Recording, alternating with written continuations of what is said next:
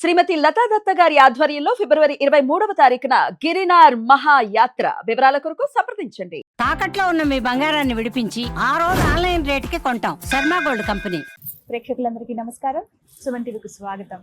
నేను గీతాంజలి. ఇవాళ మనతో పాటు ఉన్న అతిథి శృంగేరి మహాసంస్థానానికి సంబంధించి ఉభయ తెలుగు రాష్ట్రాలకు సంచాలకులుగా వ్యవహరిస్తున్నటువంటి బ్రహ్మశ్రీ పసర్లపాటి బంగారయ్య శర్మ గురువు గారు. వారితో మాట్లాడి మనకున్నటువంటి ధర్మ సందేహాలను నివృత్తి చేసుకున్నాను. గురుగారు నమస్కారం అండి. నమస్తే అమ్మా. చాలా సంతోషం అండి మీతో సంభాషించటం.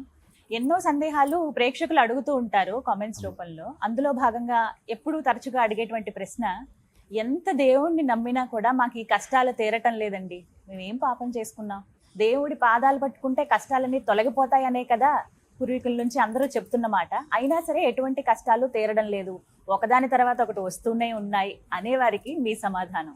సాధారణంగా కృష్ణ పరమాత్మ భగవద్గీతలో ఒక మహత్తరమైన విషయం చెప్తాడు. అవశ్యం అనుభోక్తవ్యం కృతం కర్మ శుభాశుభం. నాయన, జన్మాంతరంలో నువ్వు ఏ కర్మలు ఆచరిస్తావో వాటి ఫలాలని ఖచ్చితంగా నువ్వు పొంది తీరాలి. దీంట్లో ఏ విధమైనటువంటి అనుమానము లేదు. భగవంతుడైనటువంటి నేను కూడా నీ కర్మని తప్పించను. నీ కర్మ వల్ల నీకు వచ్చే కష్టం నీకు అర్థం కాకుండా చేయగలనేమో కానీ కర్మని నేను తప్పించను.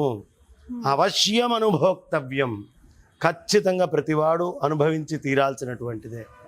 కాబట్టి ఎట్టి పరిస్థితుల్లో కర్మ నుంచి తప్పించుకోలేడు. మనం ఏం చేశామో మనం అదే పొందుతున్నాం.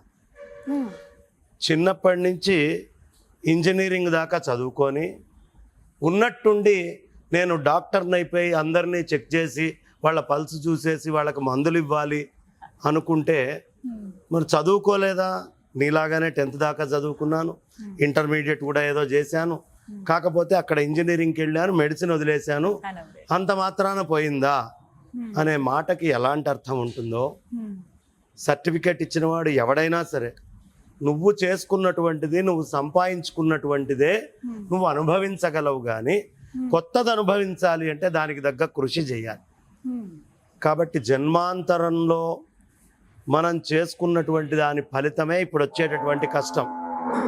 భవిష్యత్తులో అలాంటి కష్టం వచ్చి ఈ జన్మలాగా బాధపడకుండా ఉండాలి అంటే ఈ జన్మలో మనం చేయాల్సింది ఏమిటి, ఏం జాగ్రత్తలు తీసుకోవాలి, ఎలా ఉండాలి కాండక్టు అనేది నేర్చుకో.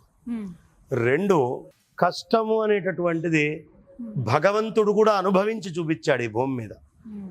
తాను రామచంద్రమూర్తిగా మనుష్య జన్మను ఎత్తినప్పుడు తనకు ఎన్నో అవాంతరాలు కష్టాలు ఏవి వచ్చినా వాటన్నిటినీ అనుభవించాడు.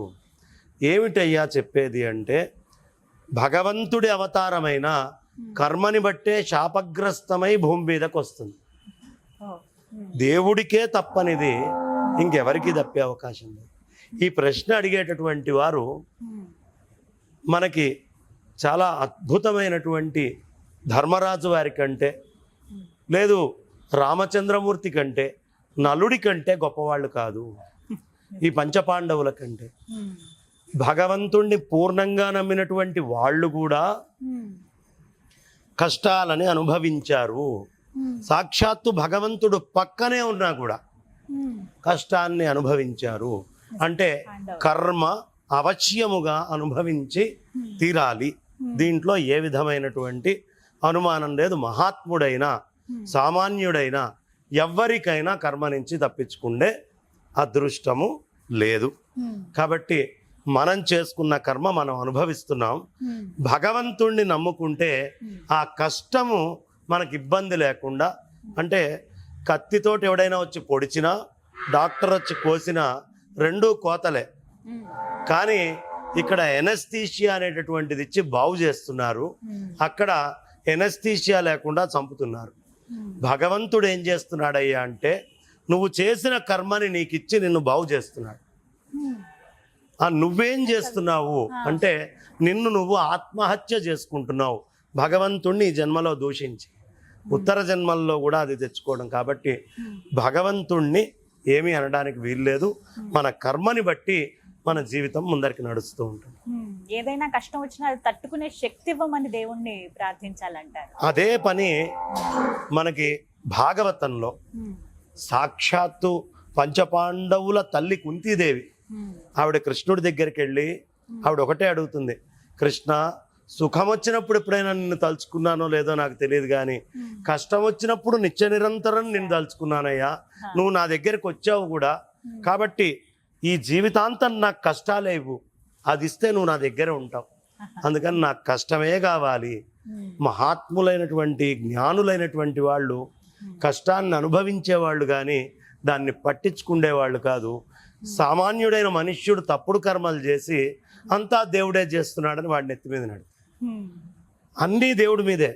ఒక 5 నిమిషాలు ఎవడో బస్ స్టాప్లో నిల్చున్నాడు, వాడు బస్సు రావడం 5 నిమిషాలు లేతే ఓ మై గాడ్ దేవుడు నన్ను పరీక్షిస్తూ, ఇంకా ఆయనకేం పని లేదా? ఆయనకు కావాల్సిన పనులు ఉన్నాయి. ప్రతి చిన్నదాన్ని ఆయన పెట్టే పరీక్షగా అనుకుంటున్నాం, కానీ మన కర్మ అనే విషయం తెలుసుకోలేకపోతే అది ప్రతి ఒక్కరికి అర్థం కావాలి. అంతే. చేసిన అంటే ఈ జన్మలో చేసిన పాపాలు ఈ జన్మలోనే అనుభవించాలా, అది మరో జన్మకు కూడా వెంటాడుతాయా, ఎలా ఉంటాయి?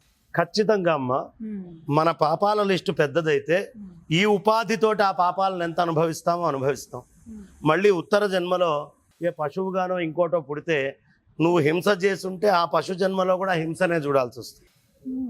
కాబట్టి మనం ఏమి చేస్తామో అది ఈ ఒక్క జన్మతోటే పోదు, అనేక జన్మలు వెంటాడుతూనే ఉంటుంది, ఏ పాపమైనా సరే.